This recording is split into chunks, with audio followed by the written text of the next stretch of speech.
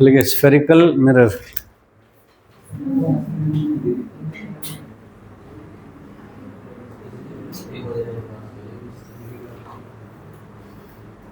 Spherical mirror, देखिए कोई एक स्फीयर है ऐसे बड़ा, ऐसे एक स्फीयर है ऐसा, उसकी कुछ रेडियस होगी यार, तो ऐसे जो पूरा बड़ा स्फीयर दिख रहा है ये, उसका एक पोर्शन कट कर लिया हमने, यहाँ से चाकू से ऐसे काट लिया, तो जो इधर का पोर्शन कट के आएगा क्या वो थोड़ा ऐसा आएगा, ये वाला इस टाइप का दिखेगा।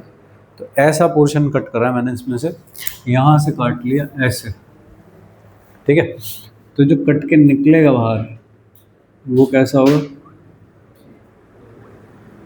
इस तरह का कुछ दिखेगा क्या, ऐसा फ्रंट से गोल दिख रहा होगा, ऐसा इस टाइप का होगा।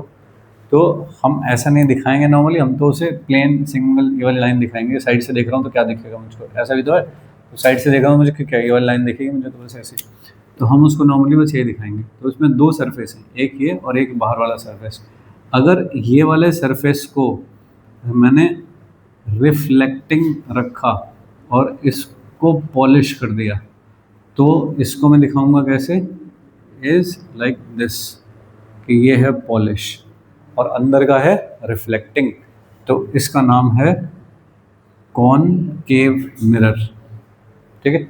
मिरर वाले सारे लॉ यानी कि रिफ्लेक्शन वाले लॉ फॉलो करेगा, ठीक है जी। अगर हमने इसमें जो अंदर का सरफेस था ये वाला, इसको कर दिया पॉलिश और इस वाले सरफेस को रखा रिफ्लेक्टिंग, तो कैसा दिखेगा, ऐसा ही है। और यहाँ पॉलिश कर रखी है इस बार तुमने, तो उधर का सरफेस रिफ्लेक्टिंग होगा। तो ये हो गया कॉन्वेक्स मिरर, ठीक है भाई, ये है कॉन्वेक्स मिरर। तो ये ज्योमेट्री है दोनों। अब तुमने यहाँ से अगर इसको काटा तो देखना, ये अगर सेंटर था तो क्या ये रेडियस थी, चाहे ये मिला लो, ये मिला लो, ये मिलाओ, ये कोई भी मिला लो तो रेडियस है, सही।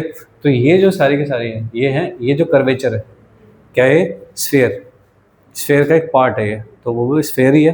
तो उसकी रेडियस ऑफ कर्वेचर है ये वाला जो पॉइंट है, this called centre of this curvature. तो हमने भले ही छोटा काट लिया है ऐसे करके, सेंटर थोड़ी बदल जाएगा, सेंटर जहाँ तक वहीं रहेगा। कोई भी लाइन ड्रॉ कर दो ऐसे करके, तो क्या वो सारी रेडियस होंगे, और क्या वो इस मिरर के ऊपर 90 डिग्री पे जाके मिलती होंगी। हर रेडियस स्फीयर के ऊपर 90 डिग्री पे जाके मिलती है। तो 90 डिग्री पे कौन मिल रहे होते हैं, नॉर्मल, यानी कि अगर यहाँ से कोई भी लाइन ड्रॉ की जाए तो that will be normal at the surface of the mirror. बात समझेगा, ठीक है। तो दो तरह के मिरर हैं, एक कॉन्वेक्स एक कॉन्केव, डिपेंडिंग अपॉन तुमने किधर पॉलिशिंग कर रखी है। और रेडियस ऑफ कर्वेचर क्या होती है वो समझ गए, ये किस स्फीयर का पार्ट है उसकी radius is called radius of curvature, उस स्फीयर का centre is called centre of curvature, ठीक है। चलिए, अगर एक ऐसा होता है, सर्कल होता है अगर एक, और कोई रेडियस हो ऐसी, तो क्या वो इसको 90 पे जाके नहीं मिलती, आर्क को टेंजेंट इस पे ड्रॉ करोगे तो ऐसे करके आएगी ना टेंजेंट, ठीक है। तो टेंजेंट, ओके,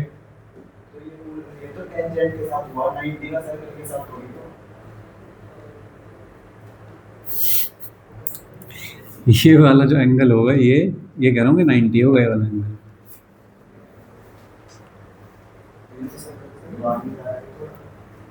ये तुम अब बनाने का फ़र्क देख रहे हो उसमें। अगर मैं इसे बड़ा करूँ और जूम करके देखूँ ये वाली चीज़ को ऐसा, तो लो अब क्या कहोगे,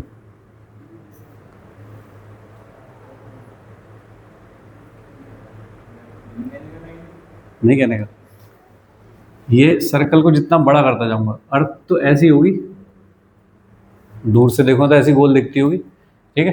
तो लेकिन जो रोड दिखती है वो रोड तुमको कैसे दिखती है, ऐसे दिखती है क्या, ये सामने जो रोड चल रही है तुम्हारे स्कूल के बाहर, ये रोड तुम्हें ऐसी दिख रही है, क्यों है तो ऐसी, अप्रोक्सीमेशन क्यों है, बिल्कुल ऐसी है तुम्हारे स्कूल के सामने की रोड।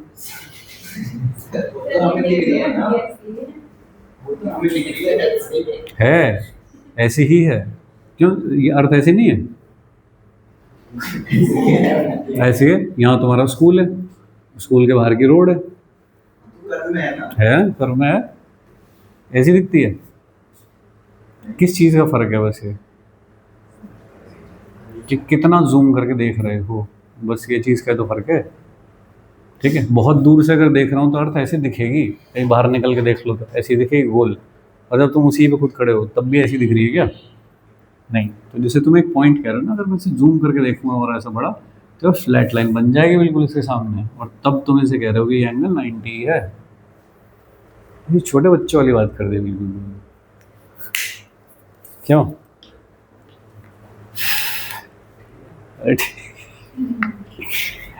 ये टेंजेंट एक पॉइंट पे होती है, ऐसा बोला ना तूने, ये है वो पॉइंट, ऐसे करके।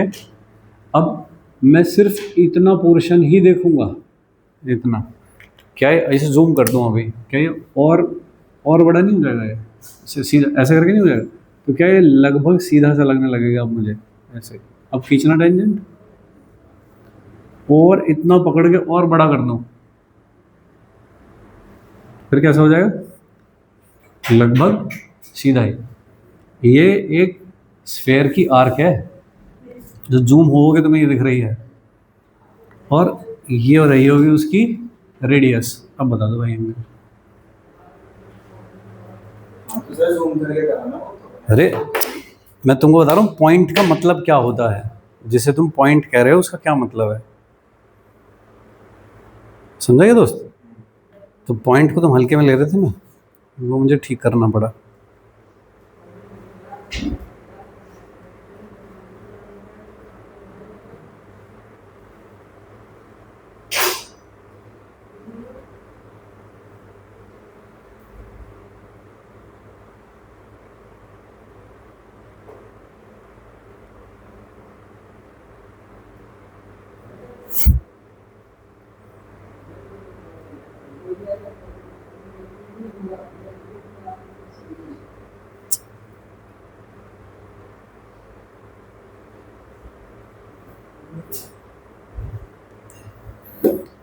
ठीक है बालक, ऐसा।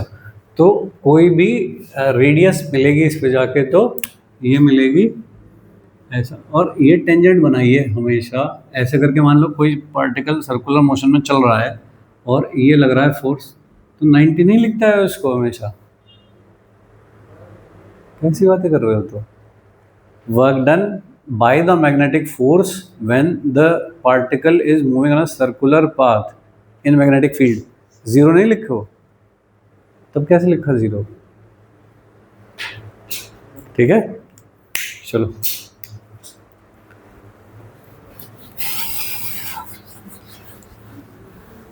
अब ये समझ गए किस चीज का पार्ट है ये? तो इसकी जो भी रेडियस मिलेगी तो हर एक का होगा ऐसे एक सेंटर ऑफ कर्वेचर, COC कह रहा हूँ, सेंटर ऑफ कर्वेचर। उससे कोई भी लाइन मिलाओगे, ये सब मिलेंगी, ये इनको कहते हैं radius of curvature which will be normal at the surface. जो भी कुछ मिरर का सरफेस है उसके ऊपर नॉर्मल पड़ेंगी वो। ठीक है, ओके। अब लिखिए, इसके कुछ कुछ टर्म्स हैं जो हमको लिखने हैं। दो तो यही हुआ, एक हुआ COC, सेंटर ऑफ कर्वेचर। कैसे डिफाइन करेंगे कि ये जिस स्फेयर का पार्ट है, ये जो मिरर जिस स्फेयर का पार्ट है उसका सेंटर कहाँ है, दैट इज कॉल्ड COC। ठीक है जी, ये कोई पूछेगा नहीं, ये हमें अपने लिए चाहिए कि हम जब पढ़ रहे हो तो हमको समझ में आए कि ऐसा था ये। पहले मैंने तो काट के अलग किया है ना वाला, तो ये था point C, centre of curvature. तो ये मुझे नहीं दिख रहा है, बस मुझे तो ये वाला पोर्शन दिख रहा है, that is called COC।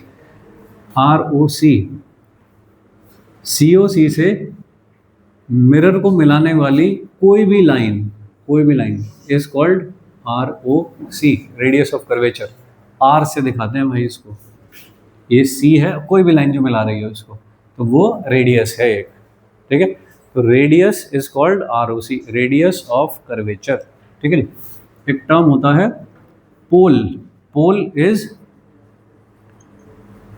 Geometric centre of the mirror, कि जो मिरर तुमने बनाया है, ये जो काटा है इतना, बस इतना पोर्शन काटा है, उसका जो सेंटर है, यानी कि ये इज कॉल्ड पोल। उसको सेंटर नहीं कहते। ज्योमेट्रिकली लुक्स लाइक कि ये सब कुछ अगर एक ऐसा सर्कल सा दिख रहा है तो ये उसका सेंटर है, लेकिन सेंटर ऑफ कर्वेचर अलग चीज़ है, तो इसका नाम दिया जाता है पोल। पोल को दिखाते हैं पी से, जिसके ये वाला पॉइंट है, दैट्स कॉल्ड पोल, राइट।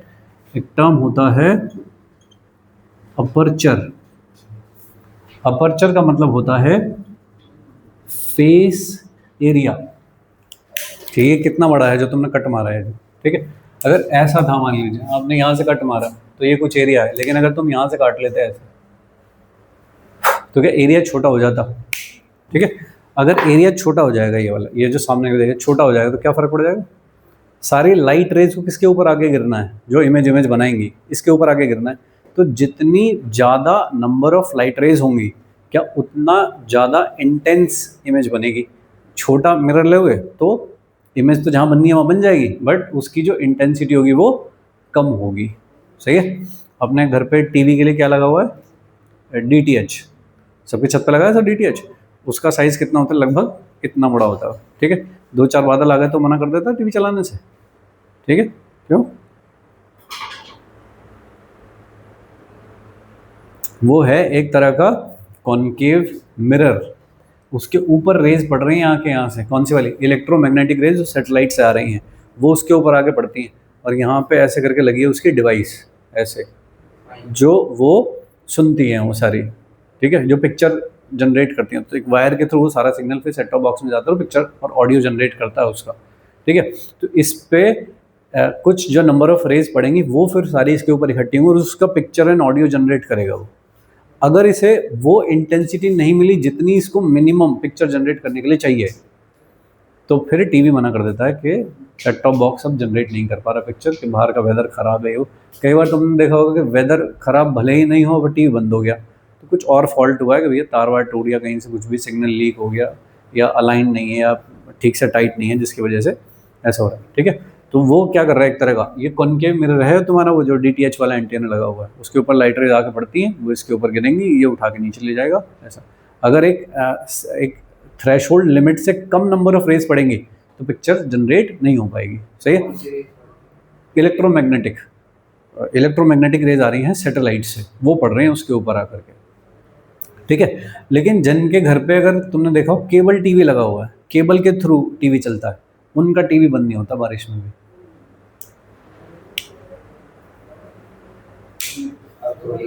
है कुछ कुछ जगह पे चलता है अभी। क्यों? क्योंकि केबल टीवी प्रोवाइडर जो है उसके पास जो ये है कॉन्केव मिरर, वो इतना बड़ा है, उसकी छत पे जो लग रहा है इतना बड़ा लग रहा है वो। तो अगर मौसम कितना भी ख़राब हो जाए, वो जो नंबर ऑफ लाइट रेज वो इतनी ज़्यादा आ रही हैं उसके पास कि वो उनकी पिक्चर जनरेट कर ही देता है। तो वो किसी की छत पर बहुत बड़ी वाली छतरी लग रही है, जो प्रोवाइडर ऑपरेटर है, जो टीवी ऑपरेटर, उसकी छत पे बहुत बड़ी लग रही है, हमारे यहाँ वो छोटी वाली लग रही है हमारे, तो हमारी वाली सरेंडर कर जाती हैं, लेकिन उनकी तब भी चलती रहती हैं। तो जितना बड़ा होगा अपर्चर एरिया, फेस एरिया, उतनी ज़्यादा नंबर ऑफ लाइट रेज आएंगी, उतनी इंटेंसिटी की पिक्चर बनेगी, इमेज बनेगी। समझ गए हो क्या? ऐसा। तो ये होता है अपर्चर। बिल्कुल बिल्कुल, हाँ, यूट्यूब पे दिखाते हैं बहुत सारे लोग ऐसा, कि एक वो लो एल्यूमिनियम फॉयल लो और उससे अपने वाले का साइज़ बढ़ा लो ऐसे सब तरफ, तो तुम्हारा टीवी चल जाएगा ऐसे, ठीक है। बकवास है वो बिल्कुल, क्योंकि तुमसे वो जो बनना है तुमको, कि बड़ा करना है तुमको इसको ऐसे इधर इधर, तो इसके इसी प्रोपोर्शन में बड़ा करना है ना, सच दैट कि इससे लाइट रिफ्लेक्ट होकर उसी जगह में पड़नी चाहिए। अब ये कर पाओ तो ठीक बात है सर, लेकिन थोड़ा बहुत तो पड़ेगी। हाँ, मतलब एग्जैक्टली उसी जगह पड़नी चाहिए ना जहाँ रिसीवर बैठा है। अरे अरे हवा में थोड़ी बनाओगे पिक्चर? अरे यहाँ पे उसकी डिवाइस लग रही है भाई, यहाँ है ना रिसीवर उसका, तुमने बना दिया कुछ भी कर लो जी, मैंने तो बढ़ा दिया ऐसे करके, अब इस पर लाइटें आने जा रही कहीं भी, क्या फ़र्क पड़ रहा है? अगर तुम ठीक बना पाएंगे, सबका कर्वेचर उसी पॉइंट पे मिल रहा है, तो चल जाएगा, बढ़ जाएगी, ठीक है। कोई बहुत धीरे बोल रहा है तो तुरंत अपना हाथ कैसे जाता है फिर? तो हम क्या करना चाह रहे हैं, ऐसे करके अपर्चर एरिया बढ़ाना चाह रहे हैं। एरिया बढ़ेगा तो number of light rays, sound waves बढ़ेंगी तो मेरे को ज़्यादा सुनाई दे रहा, ठीक है क्या? अपर्चर समझ के क्या होता है और क्या उसकी इंपॉर्टेंस है, आगे चलते हैं। तो एक चीज़ हो गई COC, ROC कोल। ये जब भी हम इमेज बनाते हैं, काम करते हैं, ये सारे टर्म्स आते हैं, इनको कोई एग्जाम में नहीं पूछेगा, ये हमें अपनी भाषा में बात करने के लिए चाहिए कि हम किस चीज़ के बारे में बात कर रहे हैं। ठीक है जी। एक चीज़ होती है प्रिंसिपल एक्सेस, लिखते जाओ ये प्रिंसिपल एक्सेस। ठीक है, शॉर्ट में मैं इसको लिखूंगा PA, line joining C and P is called principal axis। C और P को ज्वाइन करने वाली लाइन, P कौन है? पोल, और C कौन है? Centre of curvature. उन दोनों को ज्वाइन करने वाली लाइन जो होती है that is called principal axis. हर जगह में फिगर बनाता जाऊंगा ऐसे, देखिए ऐसा है, ये है C और ये वाला पॉइंट है P। इन दोनों को ज्वाइन करने वाली जो लाइन होती है that is called principal axis.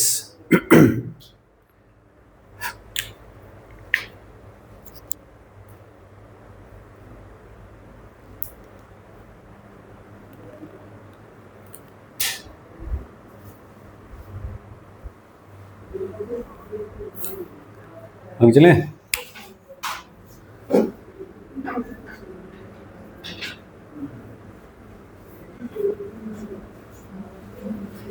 पेरेक्सियल rays, ये सुपर इंपॉर्टेंट चीज है भाई लोग।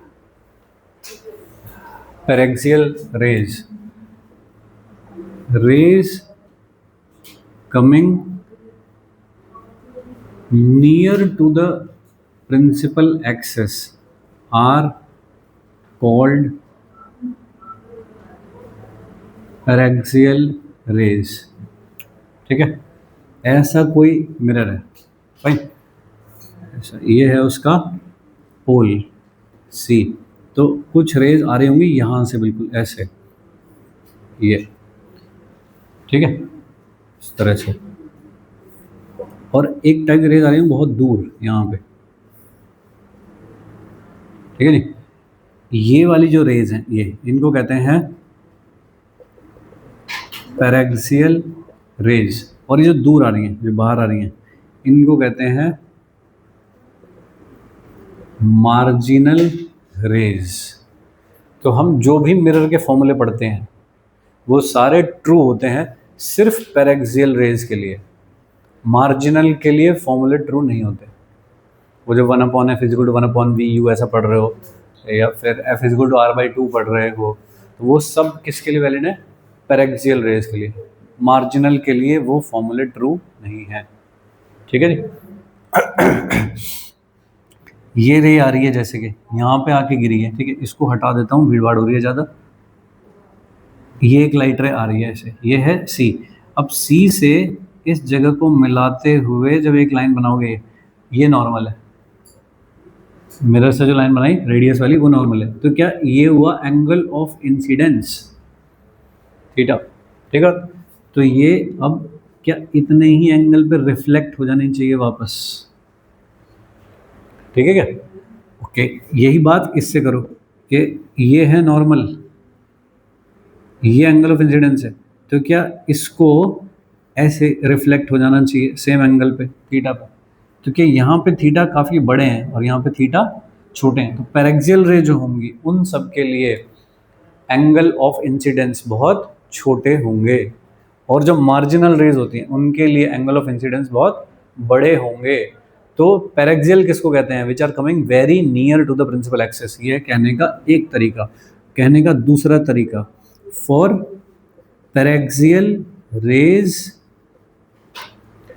Angle of incidence is very small. सही है, ऐसा कह दूं, सेम बात है।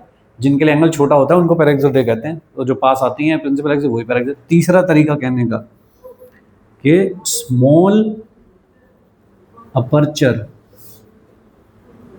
Area of mirror. अगर अपर्चर एरिया ही छोटा होगा कि इतना सही है बस अपर्चर, तो जो रेज आके गिरेंगी वो पैरेक्सियल ही होंगी। ठीक है, तो हमारे जो फॉर्मूले हैं वो किसके लिए वैलिड हैं? सिर्फ पैरेक्सियल के लिए वैलिड हैं। बाहर जाओ तो एंगल ऑफ इंसिडेंस बदल जाते हैं, तो फॉर्मूले वो वैलिड नहीं है जो हम लगाना चाह रहे हैं। तो बाय डिफ़ॉल्ट हमारे जो भी फॉर्मूले बने हुए हैं वो पैरेक्सियल के लिए ही बने हुए हैं। कोई क्वेश्चन में ये नहीं बोलेगा कि पैरेक्सियल रे अप्रोक्सीमेशन है, वो बाय डिफ़ॉल्ट है।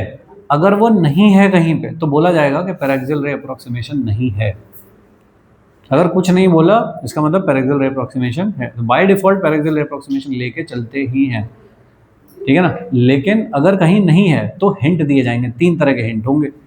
रे दूर पड़ रही है, एंगल बड़ा है, या फिर अपर्चर एरिया बड़ा है, ऐसा कुछ करके बोला जाएगा। So that is called marginal है। फिर उसके फॉर्मूले अलग तरीके से डिज़ाइन होते हैं, ठीक है। वो जब फॉर्मूले निकलेंगे तब पता लगेगा क्या डिफरेंस होता है दोनों में।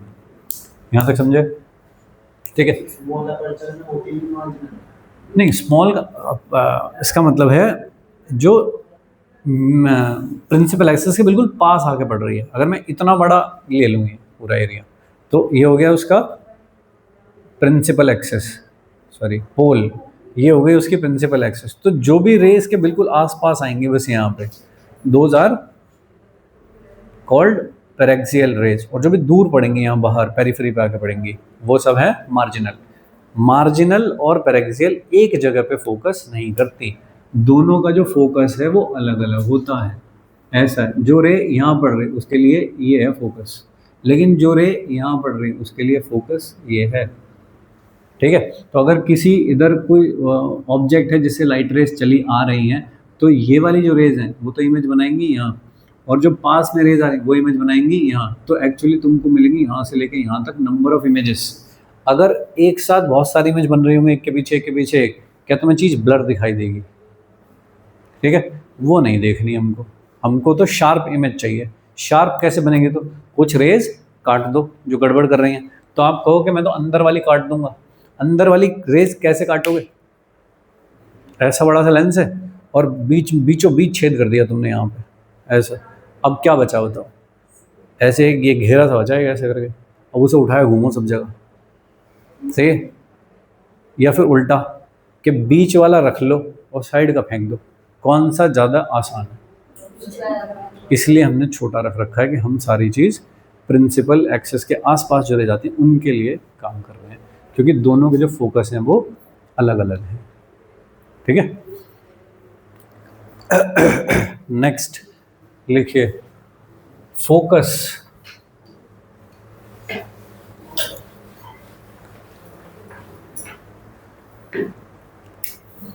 फोकस फोकस की डेफिनेशन पूछी जाती है स्कूल में या बोर्ड लेवल एग्जाम में पूछी जाती है कि फोकस की क्या डेफिनेशन है। दो तरह से डिफाइन करते हैं। हाँ,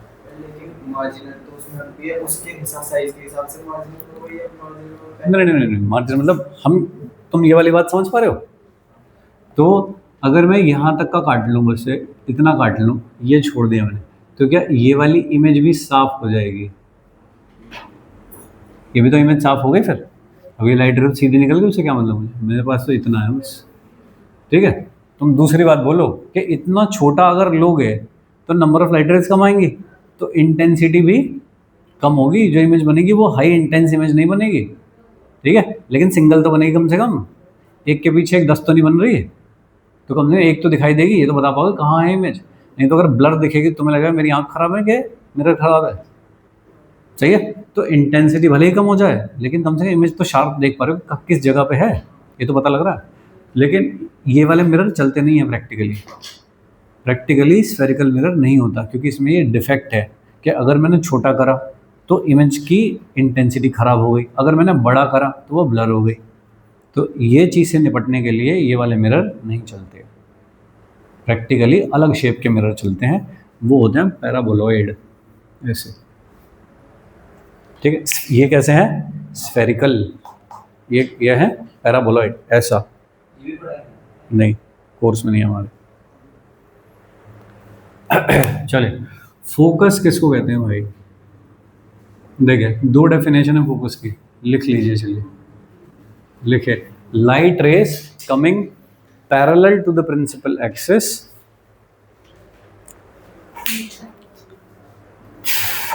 focus, light rays coming parallel to the principal axis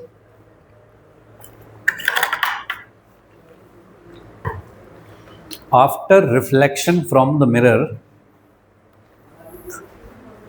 after reflection from the mirror,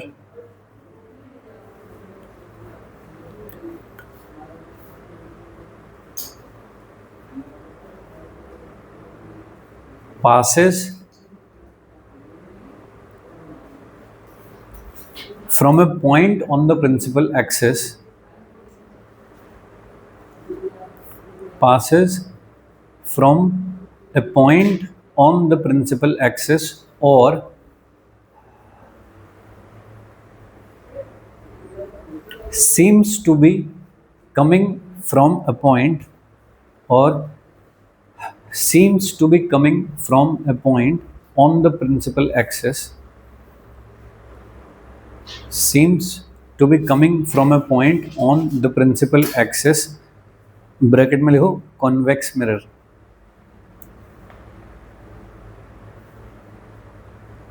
convex mirror, ठीक है। एक वर्ड और डालेंगे बीच में एक जगह पे,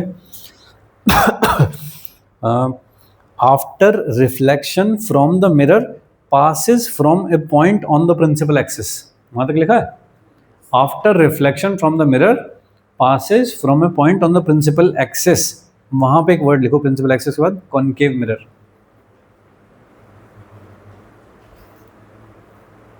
ठीक है। दो एक में फिट कर रहा हूं मैं, ठीक है। अब लास्ट में आ जाओ जहां पे छोड़ा था, कॉन्वेक्स मिरर लिख लिया था, इज कॉल्ड फोकस, ठीक है। अब क्या लिखा है वो समझ लो एक बार। देखिए अब मैं छोटे अपर्चर नहीं बनाऊंगा, मैं इतने इतने से अपर्चर बनाने लगा तो एक तो मेरे तो बनेंगे नहीं और तुम्हें दिखेगा क्या, इसलिए मैं तो बड़ा ही बनाऊंगा हमेशा, ठीक है भाई। The light rays which are coming parallel to the principal axis, ऐसे करके लाइट रेज आई। अब यहाँ पे क्या होगा, इसका लॉ ऑफ रिफ्लेक्शन फॉलो करने हैं इसको। ये हो गया नॉर्मल, ये हो गया एंगल ऑफ इंसिडेंस, जितना होता है एंगल ऑफ इंसिडेंस क्या उतने पे ही इसको रिफ्लेक्ट हो जाना चाहिए, थीटा। तो जहां ये प्रिंसिपल एक्सिस को कट करेंगे दैट इज कॉल्ड फोकस। ये लिखा है हमने पहली line, the light rays which are coming parallel to the principal axis after reflection from the mirror passes from point on the principal axis that is called focus. सही है। एक हमने दूसरी चीज लिखी है इस मिरर के लिए, इसकी प्रिंसिपल एक्सिस कौन है, ये वाली है, इसका पोल कौन है इधर, क्या इसका सेंटर कर्वेचर उधर लाई करेगा, उस साइड होगा। लेकिन रिफ्लेक्टिंग सरफेस कौन सा है, ये वाला। तो लाइट किधर से आएगी भाई, इधर से आएगी लाइट, तो सही। अब तुम क्या करोगे, एक नॉर्मल डालोगे, ये है नॉर्मल, सही। एंगल ऑफ इंसिडेंस कौन हुआ, तो ये वाला हुआ। क्या इतने पे रिफ्लेक्शन होना चाहिए, किधर होगा रिफ्लेक्शन, ऐसे चली जाएगी ये, तो एंगल ऑफ रिफ्लेक्शन ये हुआ, बराबर होता है, बराबर कर दिया दोनों, ठीक है। अब यहाँ से कोई अगर एक ऑब्जर्वर देख रहा तो उसको एक कहाँ से आती दिखाई देगी, इस जगह से आती हुई दिखाई देगी क्या, तो ये है फोकस, ये लिखा है हमने, ठीक है। Light ray which are coming parallel to the principal axis after reflection from the mirror seems to be coming from a point is called focus for a convex mirror. Concave में actually light ray principal axis को काट के जाती है, actually काट के जाती है। तो जहाँ एक्चुअली लाइट रे काट के जाती हैं तो वहाँ पे जो इमेज बनती है वो रियल बनती है, और जहाँ से सीम्स टू बी कमिंग या seems to be converging at a point, वहाँ पे जो इमेज बनती है वो वर्चुअल इमेज बनती है, सही। वो बाद की बात है सभी, ये समझ गए फोकस, ठीक है। अब इसका रिवर्स, लाइट रेस हमेशा अपने पाथ को रिट्रेस करती है, कि अगर मैं यहाँ से लाइट डालता हूँ ऐसे और वो ऐसे जाती है, तो अगर मैंने यहाँ से लाइट डाल दी तो वो ऐसे चली जाएगी।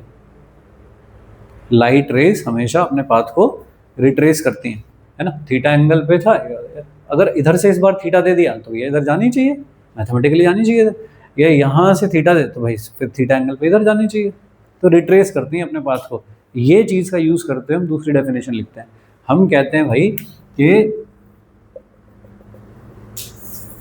Point on the principal axis the light rays after incident on the mirror becomes parallel to the principal axis is called focus. समझ गए? वही तो बात कह रहा हूं। The light rays after reflection from the mirror becomes parallel to the principal axis, that point on the principal axis is called focus. समझ गए? लिखो।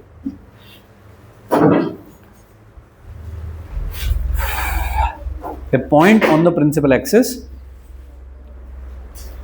a point on the principal axis from where incident light rays on the mirror, from where incident light rays on the mirror becomes parallel to the principal axis, becomes parallel to the principal axis after reflection.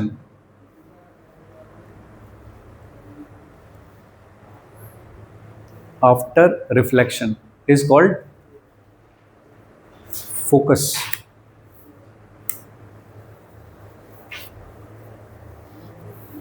ठीक है, ये वाली बात समझो। दो definition हो गई concave के लिए कि लाइट रेज पैरेलल आए तो उसके बाद जिस पॉइंट से होकर के जाती है that point is called focus, या अगर फोकस से कोई लाइट रेज स्टार्ट होती है और वो becomes parallel to the principal axis, ऐसा। ये वाली डेफिनेशन देखो, light ray coming parallel to the principal axis after reflection from the mirror seems to be diverging from a point is called focus for a convex mirror. अब इसका reverse बनाओ।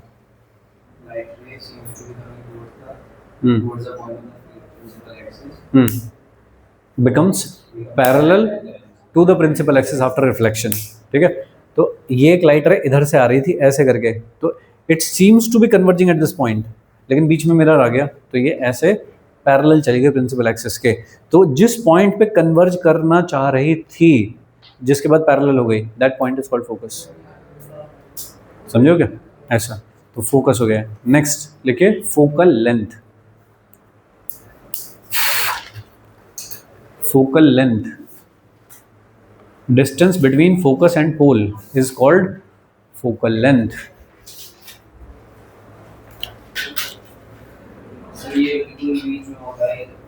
कहाँ बीच में? नहीं नहीं, अभी डेरिवेशन करेंगे समझ जाओगे, आज नहीं कर पाएंगे कल करेंगे। लेंथ, सॉरी क्या लिखा? Distance between focus and pole is called focal length. ठीक है, तो R कोई चीज़ हो गई, F कोई चीज़ हो गई, एक C, P, मार्जिनल, पैरेक्सियल, ये सब बेसिक टर्म्स हैं जो हम समझे। सही है, कोई मिस तो नहीं कर रहा हूँ मैं?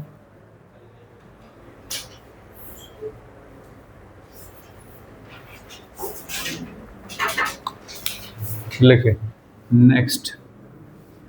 ये बना लिया, रह रहा है अभी? बनाओ जल्दी बनाओ। पूरे टॉपिक में सिर्फ लाइन खींचने का ही है सब कुछ। ठीक है, ये तो सीधी लाइन खींचनी आनी चाहिए। ठीक है भाई, चल ठीक है। तो सारी डिस्टेंस पोल से लेनी है और pole will be the origin, बस बाकी अपने कुछ नहीं पता, और ये सबसे सही चीज़ है लेना। ठीक है, बाकी आप कुछ फॉलो करना चाहते हो तो कर लो, लेकिन कहीं कहीं जब बड़ी प्रॉब्लम आएगी कुछ ढंग की तो फंस जाएगी फिर चीज़। ठीक है, चलिए नेक्स्ट लिखिए रूल्स फॉर रे डायग्राम। रे डायग्राम कैसे बनाते हैं?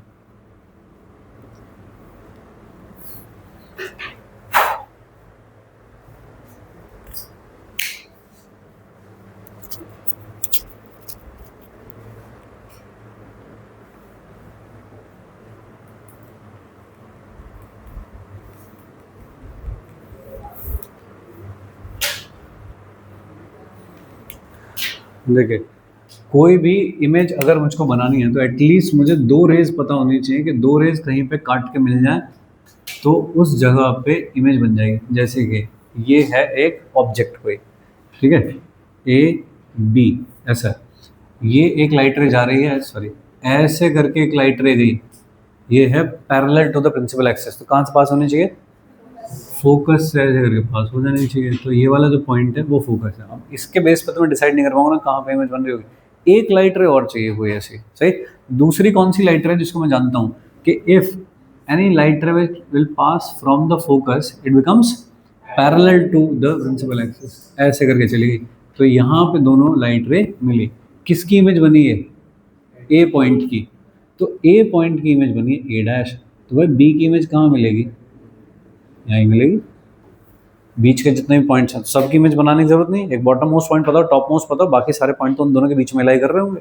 तो मैंने एक टॉप मोस्ट पॉइंट की बना दी, बी कहाँ था, प्रिंसिपल एक्सिस पे, तो कहाँ मिलेगा, प्रिंसिपल एक्सिस पे मिलेगा। तो ऐसे करके तो एटलीस्ट मेरे को 2 लाइट रे चाहिए जो कहीं पे कट कर जाए, तो फिर मैं इमेज क्रिएट कर पाऊंगा, ठीक है। और वो अगर रैंडम लाइट रे ले ली मैंने, तो भाई फिर मुझे क्या पता कहाँ जाएंगी वो, कि तुम कहो कि ये भी तो मिलेगी यहाँ पे, हाँ लेकिन मुझे कैसे पता कि ये मिलेगी यहाँ पे, मुझे ये नहीं पता कितने एंगल पे गिरी है, कि ये यहाँ गिरी आगे से बोलते हैं, ठीक है भाई, मैं क्या जानूँ कहाँ पे जाके मिलेगी, सही है क्या। तो मैं अपनी कुछ स्टैंडर्ड लाइट रेज फॉलो करूंगा जिनके बारे में मुझको पता होता है, उनसे इमेज बनाऊंगा। उनमें से कोई भी 2 चूज कर लो जो आसान पड़ रही हो, और उसके थ्रू इमेज क्रिएट कर दो। तो देखिए 4 स्पेशल लाइट रेज बनाएंगे कि एक तो मुझे ये पता होती है any light ray which is coming parallel to the principal axis after reflection from the regulus passes from a point is called focus. ऐसा एरो जरूर दिखाया करो इनके ऊपर कि कहाँ से आई थी किधर गई है, ठीक है।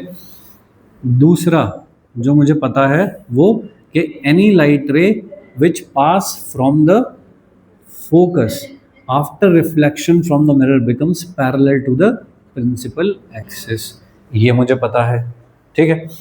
एक लाइट रे सोचो ऐसी जो COC से पास हो रही है, कि यह है C, यहाँ पे होता है F, ये वाला होता है P, कि C से एक लाइट रे पास हो गई ऐसे, बताओ कहाँ जाएगी, नॉर्मल है।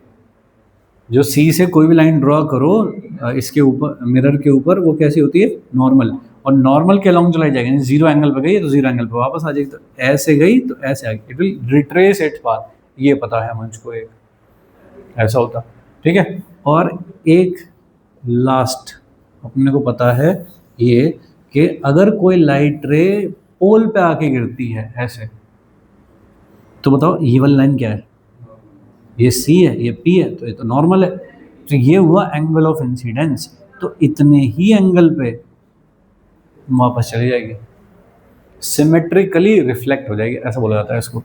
तो ये 4 फिगर हैं जिनके थ्रू हमको कोई भी इमेज बनानी है, ठीक है क्या। जैसे मैंने यहाँ पे 2 ली, एक तो ये पैरेलल गई, इससे पास हो गई, इससे गई एक, तो ऐसे करके जो 2 काट गई यहाँ पे ना। अगर मुझको P वाला पता होता कि P वाली पता है मुझको डेफिनेशन, तो ऐसे P पे गिराओ उतने एंगल पे वापस पहुँचा दो, तो ये भी वहाँ से जाएगी। अगर आपको पता है कि हाँ C से जो लाइट रे पास होती है वो ऐसे जाती है वापस चले जाती है, ये बना दो, ठीक है। तो भाई मैं रैंडम रे तो नहीं बना सकता, मुझे पता ही नहीं कहाँ से जाएगी। मैं स्टैंडर्ड इन 4 में से कोई भी 2 बनाऊंगा और उससे डिसाइड कर लूँगा कि जहाँ पे दोनों काट रही होंगी वो इमेज होगी, सही। बस ये 4 चीज़ें फॉलो करनी है मुझको इमेज बनाते हुए। हाँ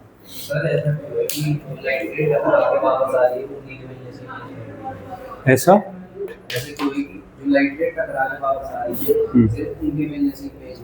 और किससे बनवानी है, किससे टकरा रही होंगी।